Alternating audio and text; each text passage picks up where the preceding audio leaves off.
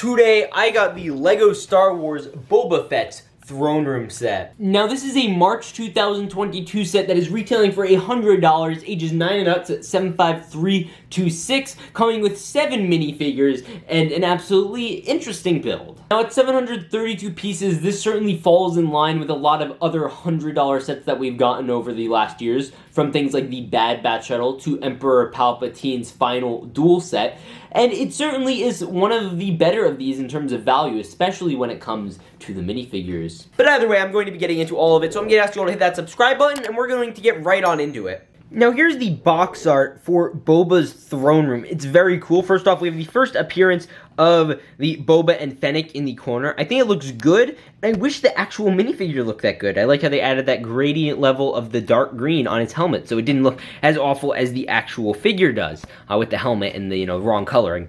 And, you also do get Fennec there with that, not great hairpiece, and the helmet, which also does not come in this set. And then move up, you do get the details up there. You also do get the Star Wars logo with all of the, dark gray bricks in the background, as well as the palace on the Twin Sons of Tatooine, which all looks beautiful. Let's flip it around. And with this, you have all the features, and with a great look at them. It shows you how to do everything. It's really, really nice looking on the back. I believe it's using the exact same background, as well as having push tabs. On the top, we have a little thing of Bib Fortuna, and on the side, we have one of my favorite tropes of box arts with the side box art for you to, put them all next to each other and it to look really cool.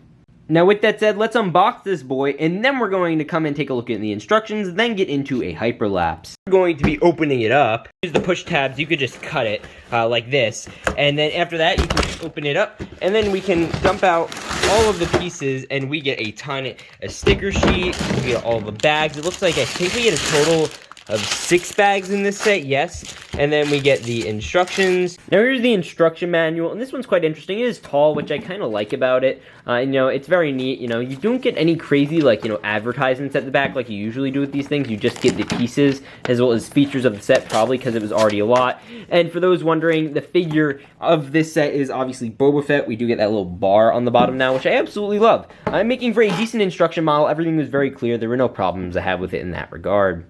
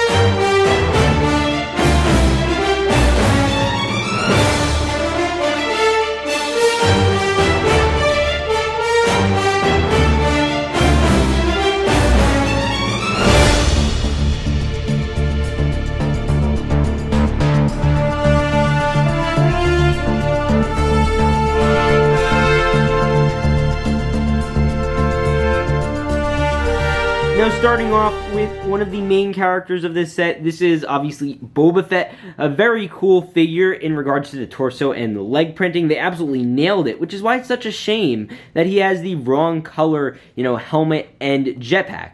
Now, they are the light green that they've kept. For whatever reason, they haven't changed. I'm sure they will eventually, but, it's just kind of frustrating that they couldn't do that, and it feels like a really easy thing they could have done. With that being said, the detailing, obviously, not a new figure, but it is still very, very cool. You do get all the looks at him. You can take off his helmet. He does come with a face print, as well as some scarring on the back, which also technically now isn't accurate since he did spend all his time in the Bacta tank. And then you can actually remove his head and you could flip him around, and he does come with some great little back torso printing, and again, just he has some of the best, you know, arm printing I think I've seen on a LEGO Star Wars minifigure. So when you add him up, he's kind of a mixed bag of a figure, and which is why, you know, it just sucks so much that the helmet they got wrong, and I really hope that they fix that in the very near future. But let's move into the next figure. Now here is Fennec Shand. Again, not an entirely exclusive figure. We have gotten most of her in the Moff Gideon Cruiser. However, she did not come with this hairpiece, and this hairpiece is atrocious. It does not resemble her ponytail type look at all. We did get this face print, again, previously in that set. You do get a double-sided face, so if you want her to have this look, she has that too. She also comes with an extremely, you know, long, rounded, you know, rifle. Like, it's very, very long. It's, like, taller than the figure, which, again, looks a little ridiculous, but, you know, it's fine. Again, one of the better detailed minifigures, I think, of all time for LEGO Star Wars. I still think they nailed the torso with all the orange highlights and everything, especially the arms. Again, two fantastic figures with arm printing. It's just a shame, quite honestly, that she didn't come with a better or more exclusive hair mold. But with that being said, you know, she's not the worst figure in the world. She doesn't have that many problems. Again, it's just that hair. They really should have put that helmet in this set, because some people who wanted to buy this set really just wanted the helmet. So with that said, let's move in to the next figure.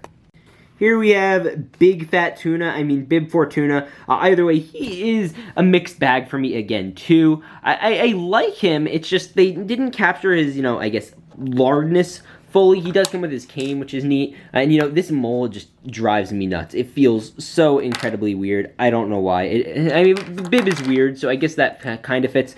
The only real problem with him is that torso there. You know, it doesn't make him feel fat. It makes him feel normal. And I guess if he was going for that, then it would be fine, but they're not going for that. You'd switch it around. He does come with this thing. Again, it looks like an arm or something. It's like reaching over him. Again, this is the second face. I personally prefer the face where it looks like he's about to get shot. And I think that's just kind of hysterical that they could just, you know, do that. And they've done this before with characters like Qui-Gon, and it's kind of dark, but also kind of funny. Overall, a pretty solid figure. Now here we have Ristal Sant, or as the box describes, Thelan Dancer. She is really cool. I think her toes drive me a little nuts, but that's just a character design, not the minifigure.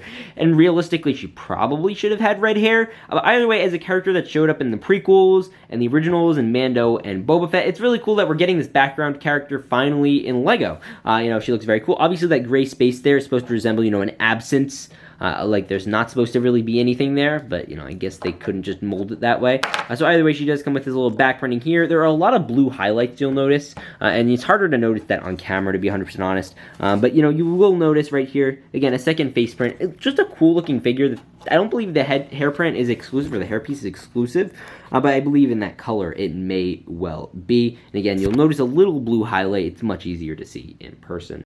Now here's the Gamorrean, which we only got one of, but is absolutely sick. I love this guy. Now he does not come without, like, you know, the shirt or whatever he's wearing, which, you know, would have probably been more accurate and better. But this looks good too. You do get, obviously, the leg printing with the, you know, the printed toes, which is new, and I love. You also do get that little white mark in the center of him. I don't know what that is, but it's really cool. You also do get the belt. You obviously get his little axe, or vibro axe, and you also do get, obviously, this mold. It's nothing brand new. You could flip it around. Again, there's nothing there. And again, as for the torso, there is nothing there, which, you know, I wouldn't expect anything, but either way, just a great minifigure. I'm really glad they brought back this particular mold for this character from, I believe, 2013.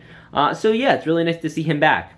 We also have the Weequay Guard, and I think this is the best Weequay we have gotten, simply for the back hair printing. Now, look at this. He does have the hair, and it continues down, which is actually really, really neat. We haven't gotten something like that, I believe, ever with a Weequay, and I think it's captured really, really well here. They did a good job with that, but other than that, it's about all you can expect for one of these guys. He has some little armoring under his jacket.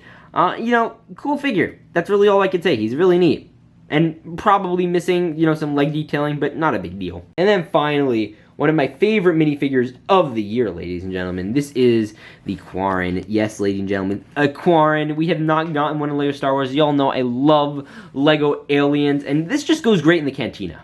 Like, why they did not put him in here with, like, these guys just kind of baffles me. I have zero clue, but he works really well in that, too. Either way, he does look a little tired. He has some of that exclusive printing on him, which is really neat. You get the back of the mold, which is really cool. It is a rubbery mold. I thought it was going to be more hard plastic, to be 100% honest. You also do get, obviously, the torso printing, which is all neat. And you could take this off, this little piece off, and you will get, you know, just a little print. You could really use that on anyone. This just happens to be the torso. I guess they popped it on, and he looks really, like, genuinely good. One of the better figures in this. Now it is time to get into the set, and I am going to have some hot takes on this one. So stay tuned for that, because I actually like it. Either way, we're going to be starting on the interior, which is all very cool, and we're actually going to start, as usual, with the left side. Now this is obviously a little pub area, just a little chill area, much like ones we see in cantinas, although it's not very easy to actually lift your guys in there. I mean, you could just do this. It's a little bit of a hassle, but you know, you get the gist. It depicts the Quarren just chilling there, drinking a beverage. You could also totally have, say, the Gamorrean, as it depicts on the back of the box art, just vibing here. It's very quite simple, and you know, they could just have a drink. It's really kind of nice. I like the detailing. Not a lot going on here, and I'll talk about this section a little in my thoughts, just how I don't think it's necessary. I think they could have used the pieces better, and then we could go on top. And there is a little platform. You do get a crate. There is nothing in the crate other than some granadas, which I don't know why that's on the top of Jabba's palace, but okay. We also do, of course, have a little weak-way dude, or whatever he's called, and he could just stand up there and keep guard. Next up, I do briefly want to move over here. This is the right side, where you have the tower, and there is actually a little feature, if you so desire to use. There is a little feature with the stairs where you could place, say, a Gamorrean on here, and you can flee him across the room. You can't do much with it. It doesn't move very far or very fast. I believe if you lift up the door, it comes with a little more traction, but nothing super crazy. You just, boom, and they fall. You also notice a little control panel as well as a simple mug, and then we also have this cool feature with the little eye. Now, this was not actually a thing that showed up in the show. I guess the designers took some creative liberty here. But this is the little droid. You can spin that little thing we saw, and you can push it out, and you can check out who's out here, and then you can let them in. And to lift up the door, you can just simply, you know, push this in, and then lift it up. And then once it is lifted up, you just push him back out, and he holds the door in place, leaving room for this little weapons thing, I guess, or, you know, some sort of surveillance system to be out. And your Gamorrean can also walk in freely. And I'll say a minor thing that does bug me about this whole feature is when you do have the door down, there's this entire gap because they want you to be able to close it or, you know, push it in from that gap. So it just like kind of looks off that you just have this full gap here. Like that feels like it should be filled, or they should figure out something better for that, to be 100% honest. Now we're going to cover the rest of the exterior in a moment, but I would like to hit on the throne. Or at the start of this particular scene, this was Bib Fortuna's throne, who you can sit snugly right there. He looks very disturbed because he's about to get shot.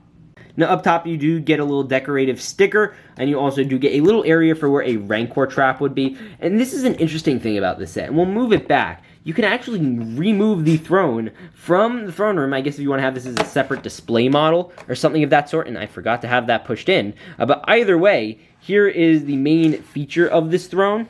You could have Boba here do a 360 no-scope with that, and then you could basically just turn this little lever, and you could fly him out of the chair. Or in the show, Boba actually just kind of pushed him off, so you could do that too. And then you could say have Boba on the throne, and then maybe next season, you know, Chrysanthemum will punish him for his power, or want his power, and, you know, throw Boba out. Either way, the throne is very nice. I absolutely love the little Rancor sticker. And also back there, you do have that whole little thing. That is in airbrush. It actually does spell out Boba Fett on this side, which is kind of neat. It actually spells the Book of Boba Fett, the whole thing. So if you want to translate that, you can. Which is all very, very cool. And then surrounding the throne, you do get various of little goods. You know, you do have a little standing area. So say you could have Boba up here, and you could have, say, Fennec, you know, back here, because she does chill back there. Then you can also have Ristal Sant right there, and again, very all epic.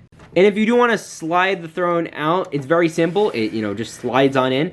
And then under the throne, there's looks to be a bunch of Beskar and blasters, which is actually quite neat. Now, let's get into our next feature, which is a little bit on the outside. And to open up the front, you actually just have to move this. It moves out pretty simply, and we'll get into that back detail in a second. But first, I want to see what's cooking. We have here what looks like a Costco rotisserie chicken, ladies and gentlemen. But yes, we actually do have a little chicken here. It's very simple. You're supposed to just spin it, and it just kind of spins around. There's a little bit of a fire, display there. There's also a little cup area. There's also some chicken wing bones, which is pretty neat. There's also a lot of open space on the roof, which again we'll touch on, where there is actually gates, so you could let in some light to the set, which is actually really kind of neat. Back here we do have a little kitchenette, as well as, just some back detailing. You have a little button, and you have a little grill with a little pot and a little, alcoholic beverage, maybe a sink, and, just some minor detailing to really make the throne room feel full. And this area is also obviously very easy to close up.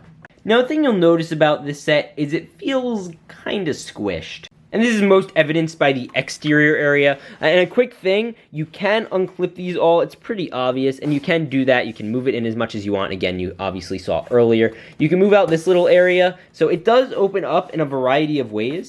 And if you have it opened up fully, it does look interesting, but not good. Now, I will say the problems with this set are there, but they are easily fixable, and I think LEGO should have done this. But first off, here's a very easy example. Take off this particular build right here. Look at this. And you just put it right here. If they just did that, the set would feel so much better. Like, look how much better that just feels. It feels so much more rounded. Now, this over here, right here, it feels too short. So all they really needed to do for that was literally just double up this. It wasn't that hard. Like, all they had to do was just slide it up a little taller, and the set would have been perfect. And realistically, that's why I think they should have just gotten away with that whole section altogether. And they should have just made a third level. If you're worried about, having minifigures have all the space, you'd have the third level on there. They really should have done that. That is the major flaw of this set. But other than that, it's a solid set, and I still really like it. Also, there's a snake. Solid 10 out of 10. Now, with this set right here, there was certainly a lot of baby splitting done. And what I mean by that is they wanted to have it both ways. So on one hand, they wanted to have the glorious interior that looks great with Boba's throne and everything. And on the other hand, they wanted to have an exterior. Now, they have done something like this before with the previous Jabba's palace, where they were able to fit Jabba in, but the interior was not as much of a focus, or at least they, had it calculated that way. The way they did this set was they wanted a heavy, detailed interior, and the exterior felt almost secondary. A good example I'd like to recall is with the Death Star Final Duel. That is a set that came with Luke and Darth Vader and the guards and everything. They did not try to make the exterior of that set an entire Death Star. They just tried to make it that specific scene.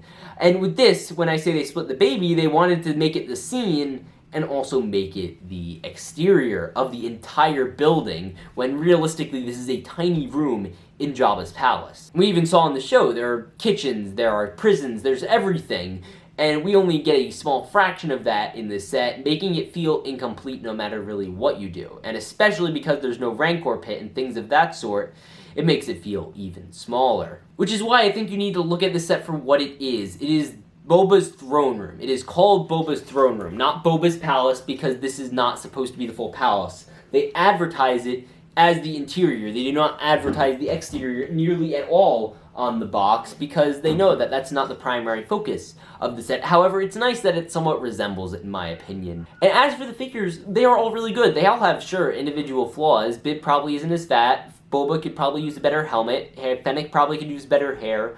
But overall, they are fantastic minifigures. I love the Quarren. They didn't have to do a Quarren, but they did a Quarren. They did the Gamorrean Guard. They did Ristal Sant, of all people. And it's just really, really cool. And I'm really actually happy with this particular set. And that's why I have to give it a solid 8 out of 10. For that reason, I've been able to get over that the outside doesn't look great. Again, realistically, they should have put this right here. It would have looked good, and then just doubled up the height of this guy and just got rid of this area altogether. It would have been fine, but unfortunately, they did not do that. But I guess we're gonna have to live with that now, which sucks, but it is what it is. But either way, I want to hear your guys' thoughts on this set. I'm really curious to hear if you guys agree with me or if you think this is awesome. I'll see you all in the next one. Peace out, and stay awesome.